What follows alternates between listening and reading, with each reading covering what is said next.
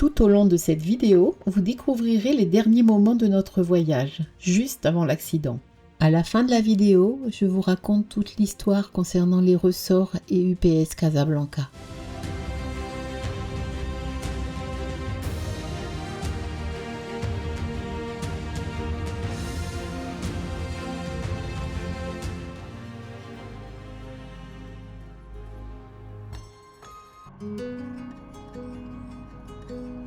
Banana, Stolena. Notre petite glacière installée entre les sièges avant est devenue indispensable. De l'eau fraîche, quelques encas, tout est à portée de main pour les longues étapes.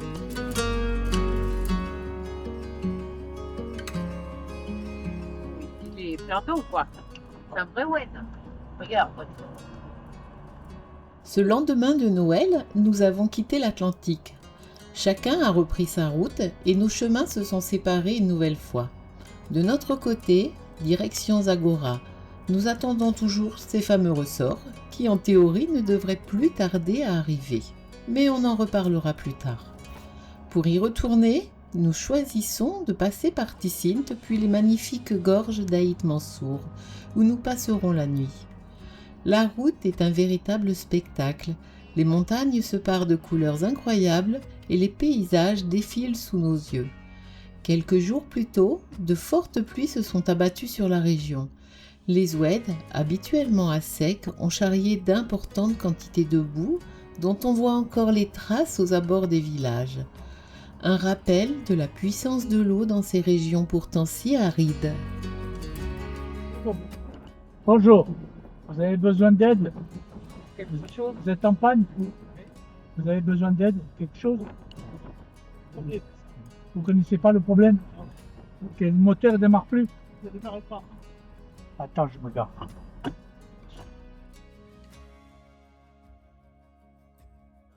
Bonjour. Vous allez bien? En promenade? Alors, vous allez là-bas? Sans problème, avec ça, il n'y a aucun problème. Le virage, c'est de conduire, c'est la montée là. Oui, La montée, c'est à droite. oui. Là-bas, c'est bien. Bon. Et d'ailleurs, vous pouvez, après le parking, vous pouvez continuer, hein. Oui. Aucun problème. Vous avez dormi là-bas? Non, on n'a pas dormi, on a passé la journée. La journée? Et il y a des bonbons pour dormir, hein. Oui. Pas mal, hein. Bon. Parfait. Merci, bonne route.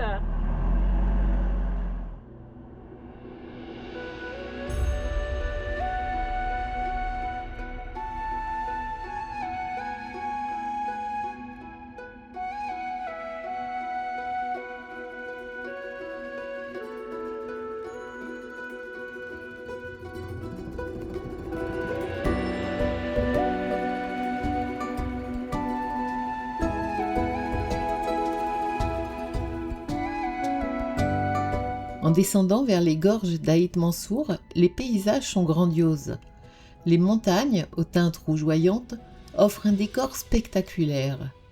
Puis, presque sans transition, apparaît la palmeraie d'Aït Mansour.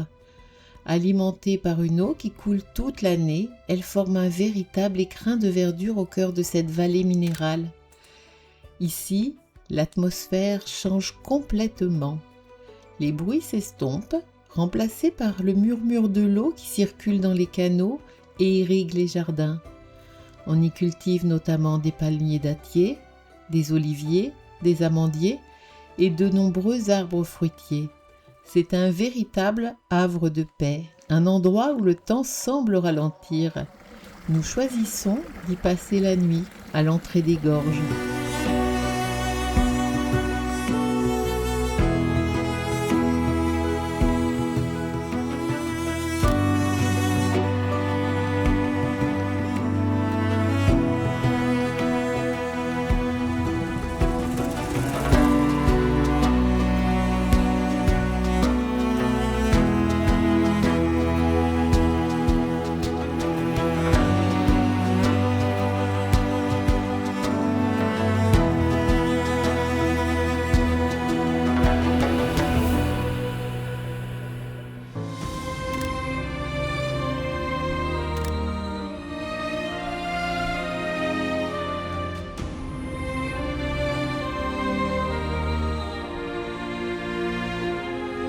Le lendemain, la route nous réservera une belle surprise.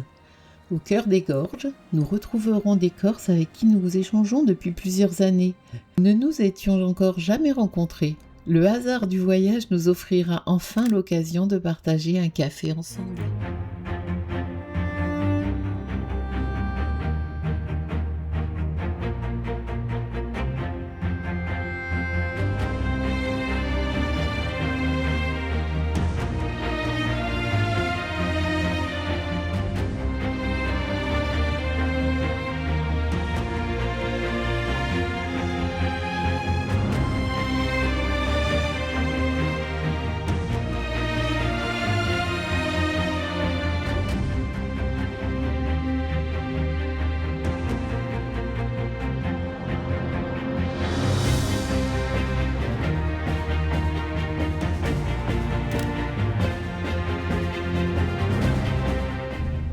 Ouais.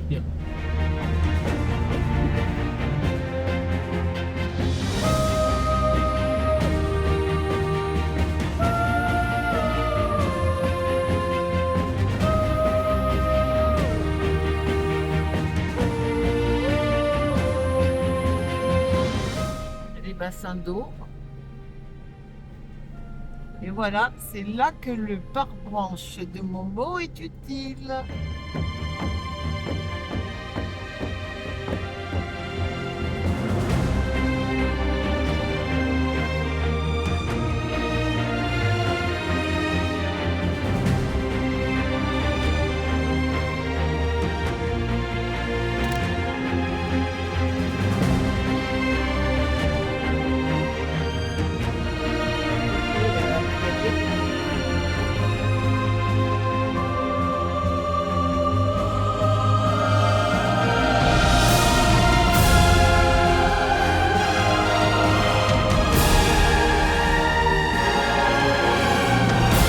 Au fond des gorges d'Aït Mansour se cache un ancien village aujourd'hui abandonné.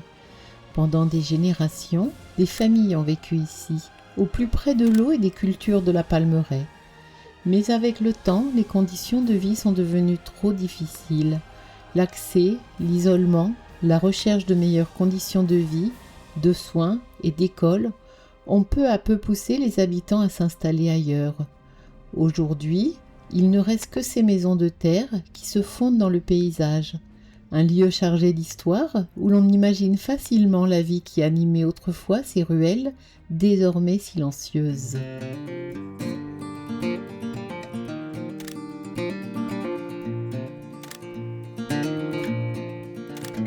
Nous prenons la direction de Tata par une ancienne piste, aujourd'hui en pleine transformation. Au Maroc, les choses évoluent à une vitesse impressionnante. De nombreuses pistes disparaissent peu à peu pour laisser place à de véritables routes, rendant certaines régions beaucoup plus accessibles. Le paysage, lui, reste intact. À mesure que nous prenons de l'altitude, puis redescendons, une immense plaine s'ouvre devant nous. Les montagnes semblent s'étirer jusqu'à l'horizon, offrant des panoramas grandioses où l'on se sent tout petit face à l'immensité.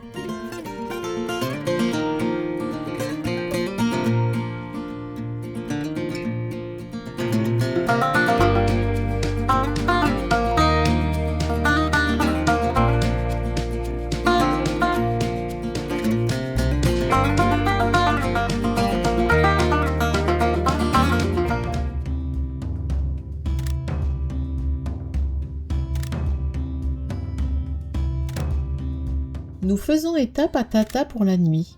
Avant de reprendre les pistes, c'est le moment de refaire le plein de produits frais, viande, légumes, fruits. Ici, on trouve tout ce qu'il faut pour être autonome pendant plusieurs jours.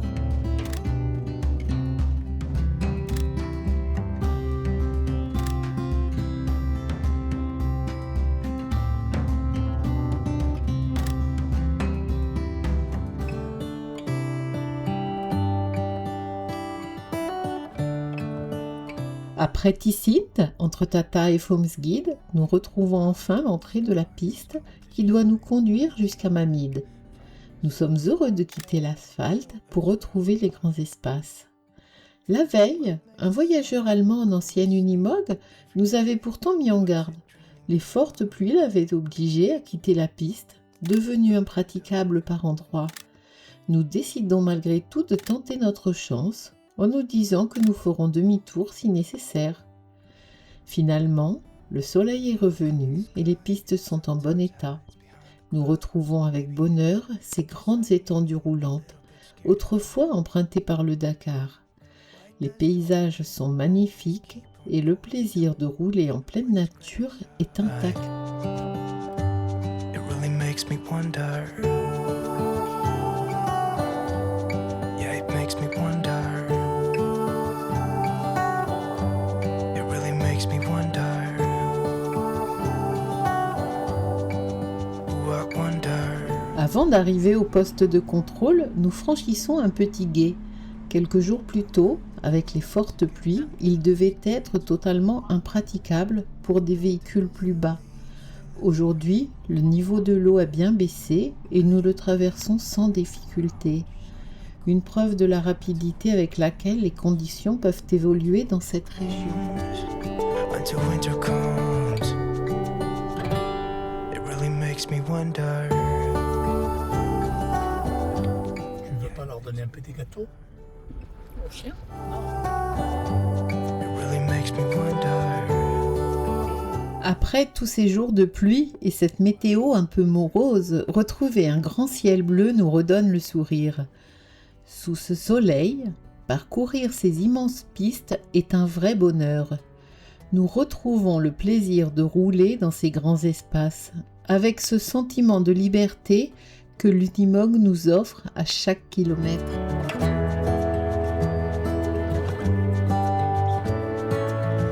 How come the stars come to shine when it's dark from so far away and show us where we are?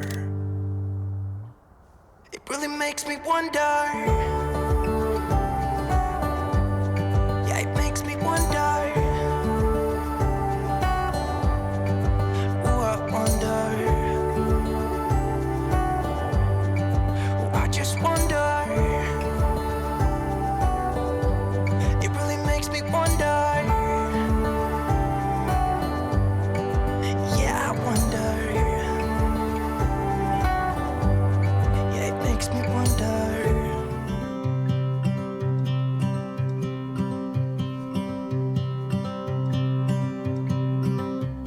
It's been 4 weeks since you called. En suivant les petits tas de pierres peints en blanc, nous pensions être sur la bonne piste. En réalité, ces repères sont réservés aux militaires pour rejoindre leur base située près de la frontière algérienne. Un Toyota arrive rapidement avec 3 militaires à bord pour nous faire demi-tour. La scène est assez drôle, chacun nous indique une direction différente. Finalement, avec notre carte, nous retrouverons la bonne piste et nous retenons la leçon. Ici, mieux vaut ne pas suivre les cailloux blancs. Never should have said it's better. Nous passons la nuit en bivouac, seuls au milieu du désert. Les températures descendent jusqu'à 0 degré, mais nous sommes bien au chaud dans la cellule. Le soir, les derniers rayons du soleil embrasent les paysages et au lever du jour, les premières lumières offrent une palette de couleurs tout aussi magnifique. Un spectacle dont on ne se lasse jamais, avant de reprendre tranquillement la piste au petit matin.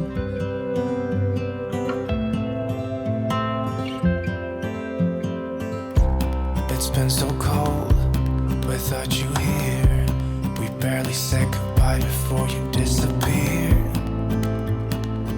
It's been so cold without you here. I'm not gonna lie, don't know what I'd do without you. Maybe we could try to figure out a way to put our past aside. I've realized I only want you. I hope it's not too late. I want you back here with me. We never should have said it's better this way. I'd rather be with you than someone I don't know. Now almost like we're living in two separate worlds. Come on back to me, say that you won't go. I can't cope without you and I wanna hold you close. Say that you won't go. Il y a quand même une borne au milieu du désert où il y a écrit Tata. Bon, j'ai collé le stickers. Hop.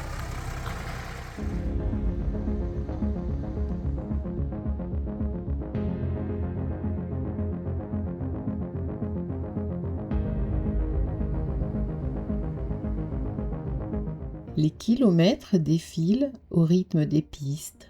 Nous avançons sans nous presser, en profitant de chaque instant. Un arrêt pour une photo, un autre pour observer des fossiles, une pause à une guelta pour échanger avec d'autres voyageurs. Ici, le voyage se vit lentement.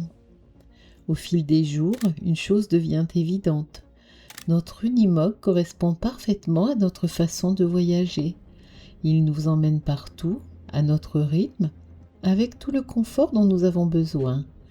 Plus qu'un véhicule, c'est devenu notre maison, celle qui nous permet de vivre pleinement cette liberté que nous recherchons.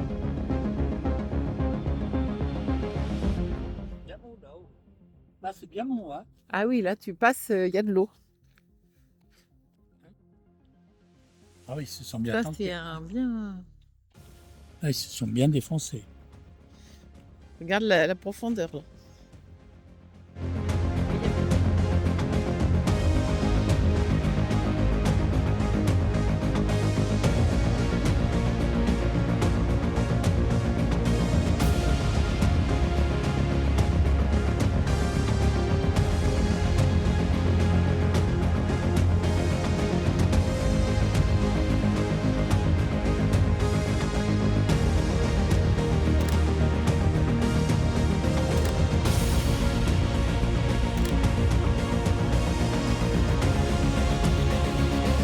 Nous nous rapprochons maintenant du lac Iriki.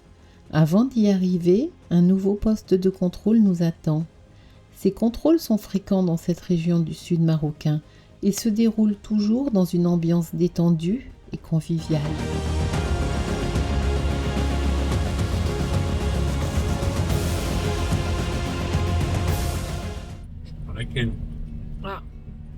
Les fortes pluies de décembre ont complètement transformé le lac Iriki. Quelques semaines plus tôt, son franchissement avait même été interdit pendant plusieurs jours à cause de la montée des eaux.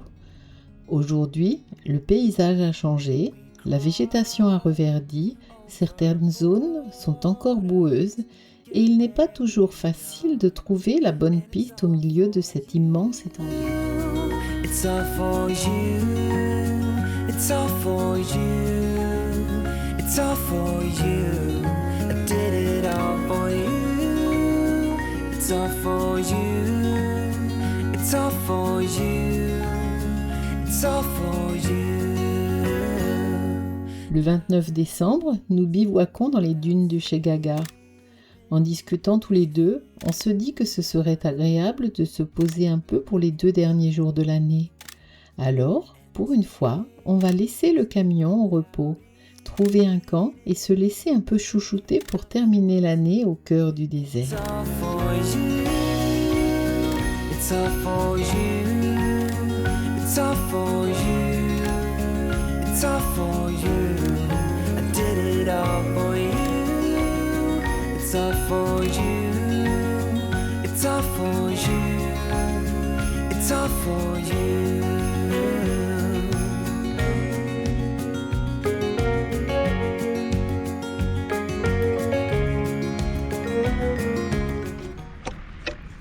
Voilà.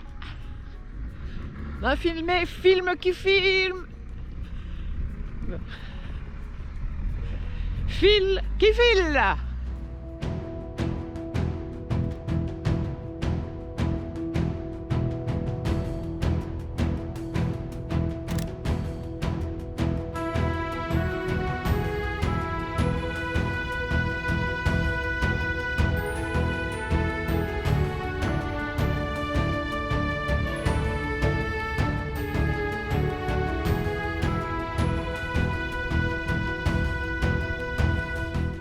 tu reviens, tu as mal au cul, je te le dis. Hein.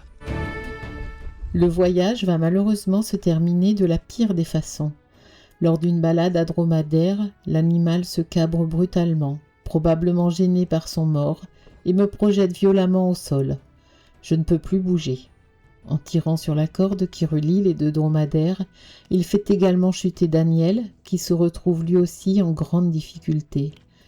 Les premiers à nous porter secours sont des voyageurs espagnols qui passent sur la piste en 4x4. Avec leur aide, nous sommes installés dans le véhicule de Barry, un guide, qui nous conduit jusqu'au véhicule de la sécurité civile, venu à notre rencontre sur la piste. Nous sommes ensuite transportés jusqu'à Mamid, puis à l'hôpital de Zagora, avant d'être finalement évacués vers Marrakech. La suite de cette histoire, je l'ai racontée au fil des jours sur Instagram et Facebook. Mais en quelques secondes, un simple tour de dromadaire aura mis un terme à ce voyage.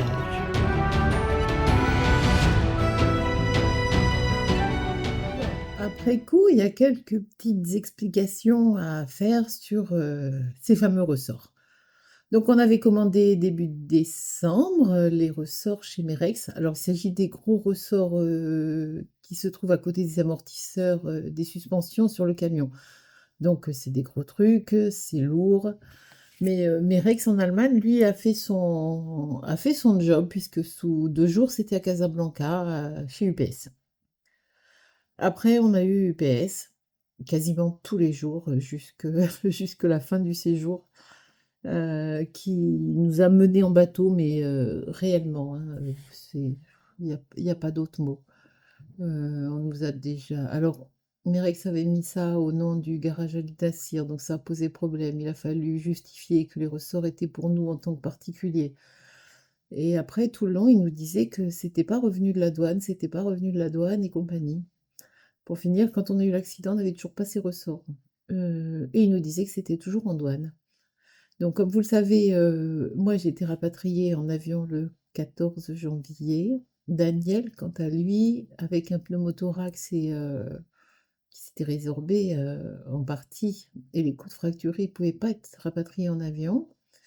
Donc, il a remonté le camion. Donc du coup, après l'accident, Ali, bien sûr, s'est occupé d'aller chercher le camion chez Gaga parce qu'il était resté là-bas tout seul, lui.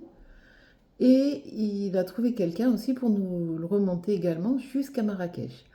Donc Daniel a pu reprendre la route avec le camion, accompagné de Philippe à côté comme copilote. Et ils sont remontés jusqu'à Tanger tout doucement avec un arrêt à Casablanca chez UPS. En tout premier lieu, ils sont allés à la douane. Et à la douane, on leur a dit, mais vos ressorts, on les a gardés une demi-journée. Ils sont chez UPS. Ça veut dire qu'ils étaient chez UPS depuis des longues semaines. C'est une affaire qui... Donc après, il est allé chez UPS, qui ont dit non, on les a pas là.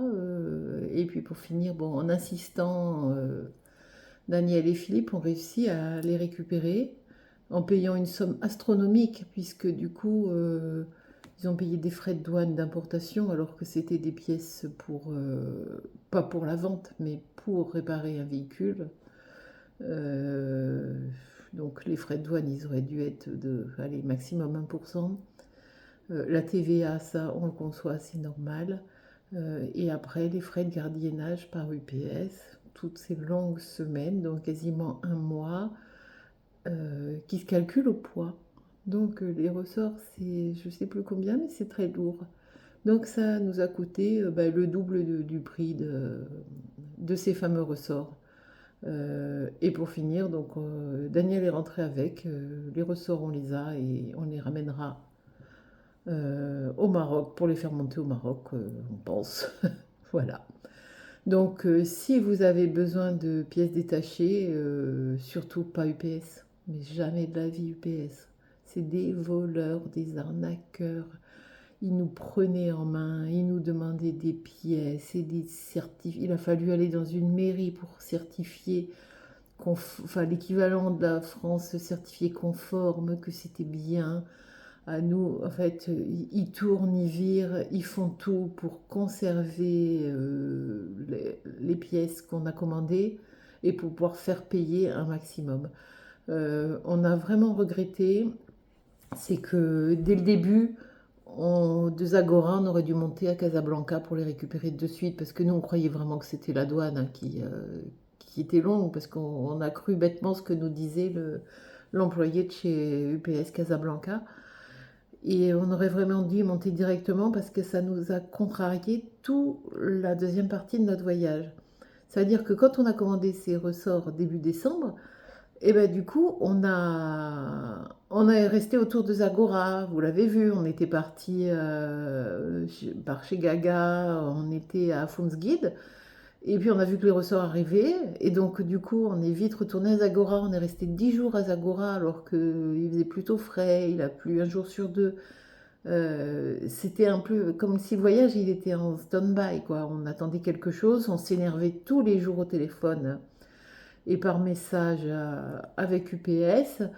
Et du coup, ça nous a contrarié ce voyage. Donc, on est allé, au lieu de descendre plus bas, plus au sud dans le Maroc, on est resté, on est allé sur l'Atlantique, mais pas plus bas que Ticinte. Et du coup, nous, on a fait ce retour on retournait à Zagora. Et sans ces ressorts, je pense que du coup, il n'y aurait pas eu d'accident de dromadaire, puisqu'on aurait continué notre chemin, on serait remonté tranquillement par la côte atlantique à Tanger.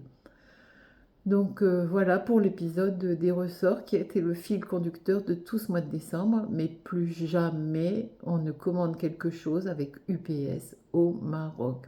Alors UPS au Maroc, c'est des voleurs, des arnaqueurs, c'est innommable. D'ailleurs, vous pouvez regarder sur les avis Google qu'il y a, on a laissé un avis sur notre expérience, mais quand on y reste, c'est incroyable. Donc voilà, j'ai fait l'explication sur les ressorts. Allez,